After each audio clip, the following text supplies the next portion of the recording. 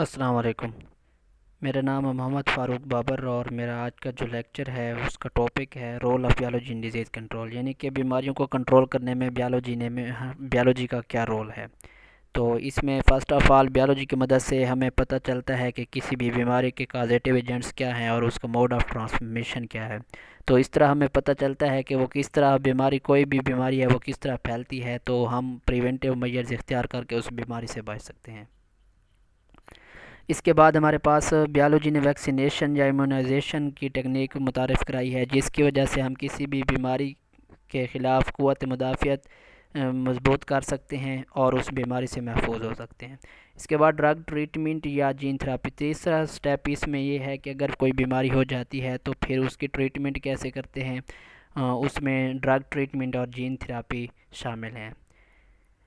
اس کے بعد ہمارے پاس ہے کہ پریونٹیو میجرز میں بیالوجی نے ہمیں کوئی بھی بیماری اس کی پریونٹیو میجرز دی ہیں، پرووائڈ کی ہیں، تو اس پریونٹیو میجرز کی مدد سے ہم کسی بھی یعنی کہ بیماری سے بچ سکتے ہیں۔ ایگزامپلز میں ہمارے پاس پہلے نمبر پر ہے ایڈز کو ہم ایکوائرڈ امیونو ڈیفیشنسی سنڈروم کہہ سکتے ہیں، جو کہ HIV وائرس سے پھیلتی ہے۔ اب ہمیں اس کے کازیٹیو ایجنٹس کا پتہ ہے، اس کی وجہ سے ہم اس بیماری سے بچ سکتے ہیں۔ اس کے کازیٹیو ایجنٹس یہ ہیں کہ یہ فری سیکسول کانٹیکٹ سے پھیل سکتی ہے، یا یہ خون کے تبادلے سے پھیل سکتی ہے، یا یہ استعمال شدہ جو سرنجز یا ٹیکے ہوتے ہیں ان کو استعمال کرنے سے پھیل سکتی ہے، یا سرجیکل انسٹرومنٹس جو استعمال شدہ ہوتے ہیں ان کو استعمال کرنے سے یہ پھیل سکتی ہے۔ تو اس طرح ہم اس کے کازیٹیو ایجنٹس کا ہمیں پتہ ہے، تو ہم جو ہے وہ پریونٹیو میجرز اختیار کر کے اس بیماری سے بچ سکتے ہیں، جس کا ابھی تک علاج جو ہے وہ دریافت نہیں ہوا۔ اس کے بعد ہمارے پاس ہیپاٹائٹس ہے۔ ہیپاٹائٹس میں ہم جو ہے وہ اس کے پریونٹیو میجرز اختیار کر کے اس سے بچ سکتے ہیں، اور یہ ہیپاٹائٹس وائرس سے پھیلتی ہے۔ اس کے بھی ہمیں کازیٹیو ایجنٹس بیالوجی نے بتائے ہیں جس کی مدد سے ہم اس بیماری سے بچ سکتے ہیں۔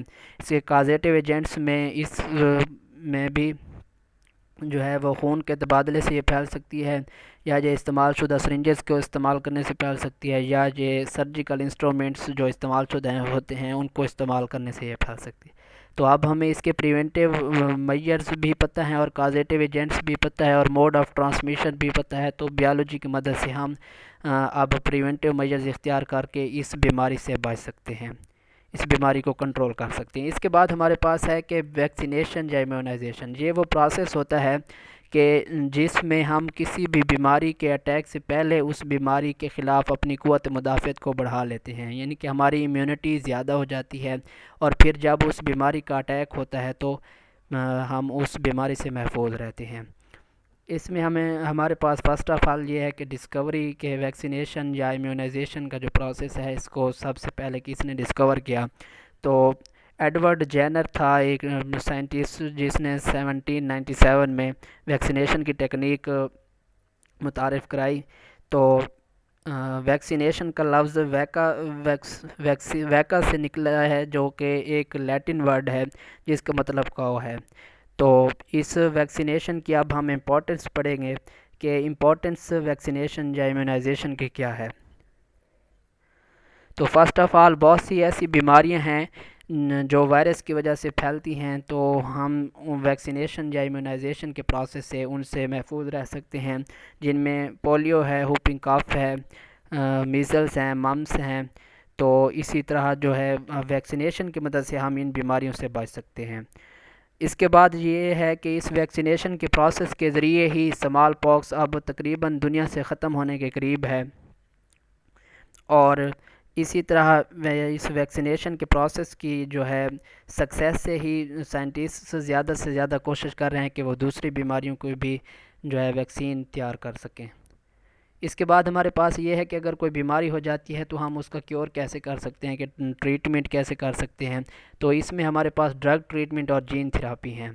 اس میں first of all integrated disease management ایک ٹیکنیک ہے جس کو ہم IDM بھی کہتے ہیں۔ اس کو ہم پہلے بھی پڑھ چکے ہیں کہ اس میں ہم تمام طریقہ کار استعمال کرتے ہیں کسی بھی بیماری کو کنٹرول کرنے میں، اور اس میں ہم جو کمیونٹی ہوتی ہے اس کو بھی ہم ریلیٹ کرتے ہیں، اس میں انوالو کرتے ہیں، تاکہ اس کو اس کمیونٹی کو اس بیماری کی جو ہے سیویرٹی کا بھی پتہ ہو، اور ان کے اس بیماری کے کازیٹیو ایجنٹ کا بھی پتہ ہو، اور اس کا علاج بھی پتہ ہو، تو اس طرح ہم اس بیماری کو ختم کر سکتے ہیں۔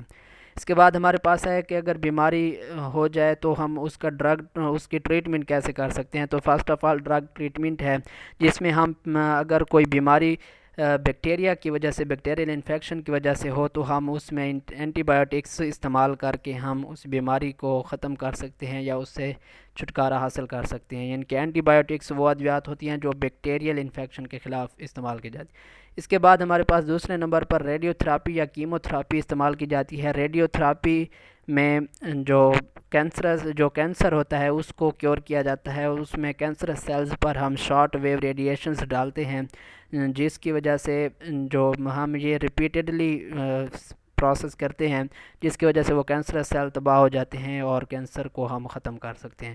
اس کے بعد ہمارے پاس کیمو تھراپی ہے۔ کیمو تھراپی میں بھی ہم جو ہے وہ اینٹی کینسرس کیمیکلز استعمال کرتے ہیں ریگولر انٹرولز پر، یعنی کہ ریگولرلی، تو اس طرح جو ہے وہ ہم کینسر کو ختم کر سکتے ہیں۔ لیکن کیمو تھراپی کا یہ نقصان ہوتا ہے کہ یہ کیمو تھراپی میں یہ اینٹی کینسرس جو کیمیکلز ہوتے ہیں یہ کینسرس سیلز کے ساتھ ساتھ نارمل سیلز کو بھی نقصان پہنچا سکتے ہیں، تو اس لیے کیمو تھراپی نقصان دہ ہوتی ہے، اس لیے اس کا استعمال کم کیا جاتا ہے۔ اس کے بعد ہمارے پاس جین تھراپی ہے۔ جین تھراپی کسی بھی بیماری کو مکمل طور پر ختم کرنے کا ایک طریقہ ہے، جو جدید ٹیکنیک ہے۔ اس میں ہم جس جین کی وجہ سے بیماری کاز ہوتی ہے، یعنی کہ ڈیفیکٹیو جین ہوتا ہے، اس کو ہم ایڈنٹیفائی کر کے اس کو اس انڈیویجول سے نکال لیتے ہیں، اور پھر اس جین کی جگہ پر ہم کوئی نارمل جین انسرٹ کر دیتے ہیں، تو بون میرو کے ذریعے، تو اس طرح جو ہے ہم اس بیماری کو مکمل طور پر کیور کر سکتے ہیں۔ اس کے بعد ہمارا سیکنڈ چیپٹر شروع ہوگا، اور اگلے لیکچر میں ہم سیکنڈ چیپٹر شروع کریں گے۔